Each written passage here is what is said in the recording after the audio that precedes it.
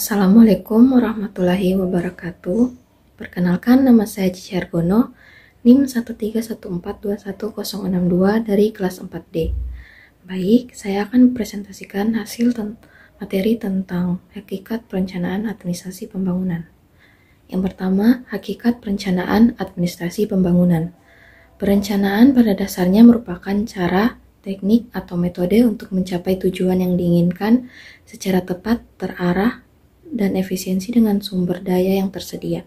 Perencanaan dapat dilihat sebagai suatu proses yang dalamnya terdapat tujuan, bukti, faktual, dan asumsi yang diterjemahkan sebagai proses argumen logis dalam penerapan kebijaksanaan yang dimaksud untuk mencapai tujuan.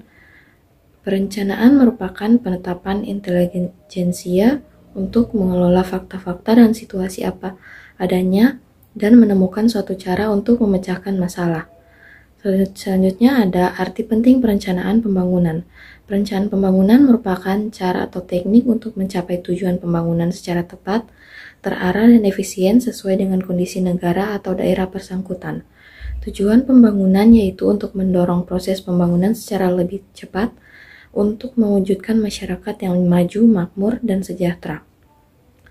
Fungsi perencanaan pembangunan yaitu mendukung koordinasi antar pelaku pembangunan, menjamin terciptanya integrasi, sinkronisasi, dan sinergi antar daerah, waktu, dan fungsi pemerintah baik pusat maupun daerah, menjamin keterkaitan dan konsistensi antara perencanaan dan penganggaran, pelaksanaan, serta pengawasan, mengoptimalkan partisipasi masyarakat dalam perencanaan pembangunan, menjamin tercapainya penggunaan sumber daya secara efisien, efektif, dan adil.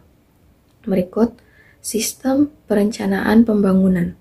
Sistem perencanaan pembangunan adalah satu kesatuan tata cara perencanaan pembangunan untuk menghasilkan rencana-rencana pembangunan dalam jangka panjang, jangka menengah, dan tahunan yang dilaksanakan oleh unsur penyelenggara negara dan masyarakat di tingkat pusat dan daerah. Selanjutnya, tujuan sistem perencanaan pembangunan. Yang pertama, mendukung koordinasi antar pelaku pembangunan. Kedua, menjamin terciptanya integrasi, sinkronisasi, dan sinergi baik antar daerah, antar ruang, antar waktu, antar fungsi pemerintah maupun antara pusat dan daerah. Tiga, menjamin keterkaitan dan konsistensi antara perencanaan, penganggaran, pelaksanaan, dan pengawasan. 4. Mengoptimalkan partisipasi masyarakat. 5. Menjamin tercapainya penggunaan sumber daya efisien, efektif, berkeadilan, dan berkelanjutan. Selanjutnya, komponen sistem perencanaan. Yang pertama, diagnosis permasalahan. Kedua, perumusan tujuan. Ketiga, proyeksi. 4. Alternatif desain perencanaan. 5. Uji rencana. 6. Evaluasi. 7. Implementasi. Selanjutnya, hakikat pelaksanaan pembangunan.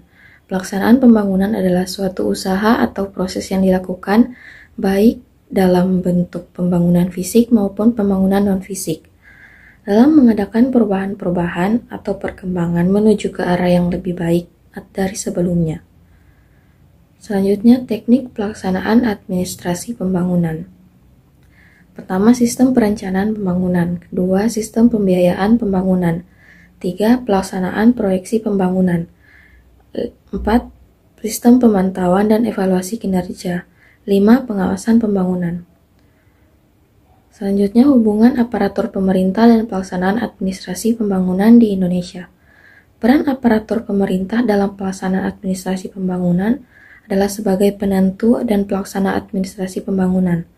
Peran aparatur pemerintah dalam pelaksanaan administrasi pembangunan sesuai dengan falsafah kepemimpinan dan manajemen bangsa Indonesia, yaitu untuk menyelaraskan aparatur pemerintah dan pelaksanaan administrasi pembangunan di Indonesia yang perlu dikembangkan ide-ide baru mengenai aparatur pemerintahan. Baik, itulah hasil presentasi dari saya. Sekian dan terima kasih. Wassalamualaikum warahmatullahi wabarakatuh.